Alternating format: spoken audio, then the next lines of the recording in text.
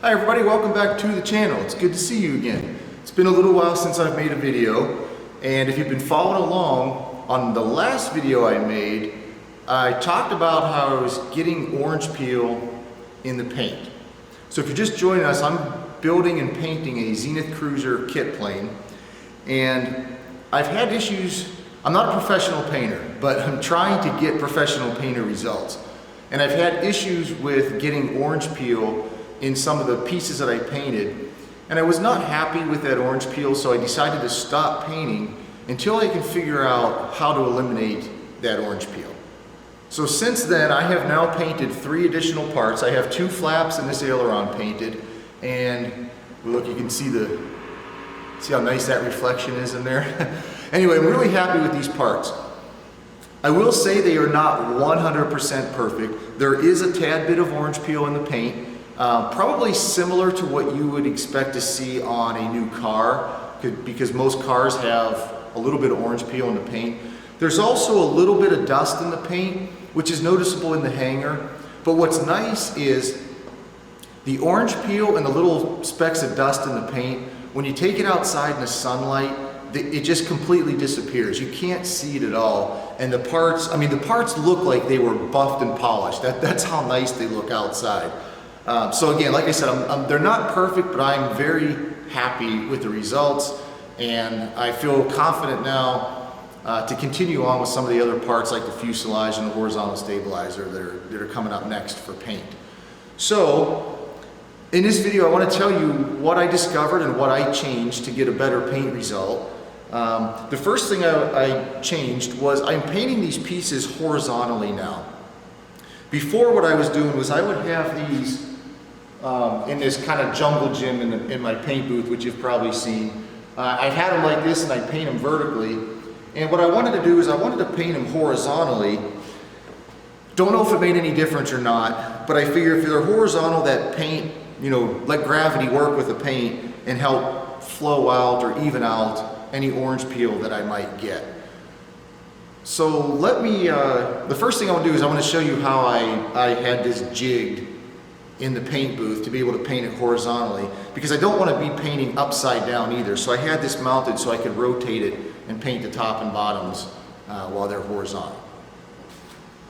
When I have this level like this, I can go around and paint the wingtips, the leading edge, the trailing edge, and the top. And then once I do that, I have it hinged here where I just rotate it down, and I can spray the bottom of the flap or the aileron, and I can also just rotate it back up for the second coat. The only thing is you have to be careful when you're doing this not to touch the painted part, but it works really well. It lets the flap or the aileron sit level, and I can still get to all the edges, and I don't have to paint upside down. This is how I have it attached. I have these little spacers here just because I don't want this part rubbing up against here. I want to be able to get paint on this surface, so that little spacer just kind of holds it away a little bit. And then it's just, I got a drywall screw in there to rotate it. So that works pretty well. Next, let's start with the primer, because I was also getting orange peel in the primer. So I'm using this SPI epoxy primer, which I really like. So I called the company and I talked to their tech support about getting the orange peel. And they gave me a whole bunch of solutions, like what pressure to spray at, obviously make sure it's mixed right, the temperature, the tip on the paint gun, which, if you don't know what that is,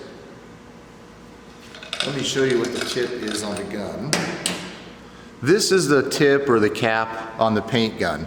And the little hole in here, this is a 1.4 millimeter hole, so the tip is called a 1.4. I also have a 1.3. SPI recommends the 1.4. It just means the bigger the hole, it lets thicker material. So like the primer with a lot of solids in it, it lets it flow out of here a little bit easier. So I used the 1.4 with the primer, and I use a 1.3 with the paint. But the 1.4 is what they recommended, and it's what I've already been using, so that tip really didn't help too much. So after all their tips that they gave me, which I was already doing, they gave me one more tip, and that was to try to add reducer to the primer. Now when they sold this to me, they said it really didn't need it, just, you know, the activator and the epoxy, and you mix it and you spray and it works great. But they do have this reducer, and what it does, it thins it out a little bit, lets it flow a little bit easier. So I ordered a gallon of the reducer and I mixed it in with the paint, and it worked really, really well. I got an amazing result on the primer. But I did one other thing also. Even though they told me to spray at about 25 or to 28 psi, I lowered the pressure to 15 to 20 psi. And the reason I did it is I watched another video on YouTube of a guy spraying clear coat. And he was talking about an HVLP, which is high volume, low pressure paint guns, which is what I'm using. And he was spraying at 15 to 20 psi and got really good results. So I thought, why not try it? So I lowered my pressure to, I think it was actually 20 psi that I sprayed it at. So with the lower pressure, with the reducer, when I sprayed the primer on one of the flaps, which I'll put a picture up here on the screen, it came out absolutely perfect. Not even a drop of orange peel, no dust, nothing. It was really, really a nice finish. So I figured if it works for the primer, it probably would work with the paint. But let's look at the paint I'm using. I am using a DuPont Nason car paint. It's a single stage paint. This is the Blue Angels blue, which you see on my parts. You have the paint, the activator, and the reducer. So I talked to the paint shop, and they recommend, instead of using this mid-temperature reducer, that I try a low-temperature reducer. And what this does is it prolongs the drying time.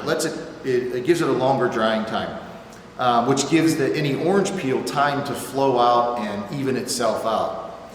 So I used this reducer, and again, I sprayed it at 20 psi, and that's the results you see on the parts. They look really, really nice. Again, like I said, they're not absolutely perfect. I don't know if I can actually spray an absolutely perfect finish, but the finish I'm getting now, even with my admittedly impossibly high standards, I'm very happy with the results I got on these three parts so far. Well, now that I'm able to consistently get some good results and I'm happy with, what's next? The next piece I'm working on is the horizontal stabilizer here, and I'm trying to design some kind of mount system where I can mount this thing to be able to rotate it, because again, I want to be able to rotate, or want to be able to paint the top and the bottom with it horizontally, which means I need to be able to rotate it up and down just like I showed you with the ailerons and flaps. One other thing I want to mention is, if you guys are building a Zenith or interested in the Zenith, I have these, can you see them? These vinyl graphic Zenith logo stickers. I'm making these on my vinyl cutter. I do have the permission of Zenith Aircraft to sell these. This is their trademark logo, obviously. I have one that I stuck on my hangar door, which I really like. Go to aircraftstickers.com if you want to get one. I have a lot of other stickers, Zenith airplane stickers, and just probably almost any airplane you can think of. I have some pretty nice vinyl graphic stickers on the website. So anyway, I will get this, I'm hoping to get this mounted today, or design some way to mount this today, and at least get some primer sprayed today. Thanks for watching, guys. Do me a favor, subscribe to the channel if you want to see how the progress goes on painting the rest of this airplane. Give the video a thumbs up or a thumbs down if you liked it or didn't like it. If you have any questions for me, leave a comment below or a question below. Like I said, I'm not a professional painter, I'm not an expert, but you know, if I can answer some questions about what I'm doing and it helps you guys paint your airplane, then mission accomplished. Thanks for watching. We'll see you on the next video.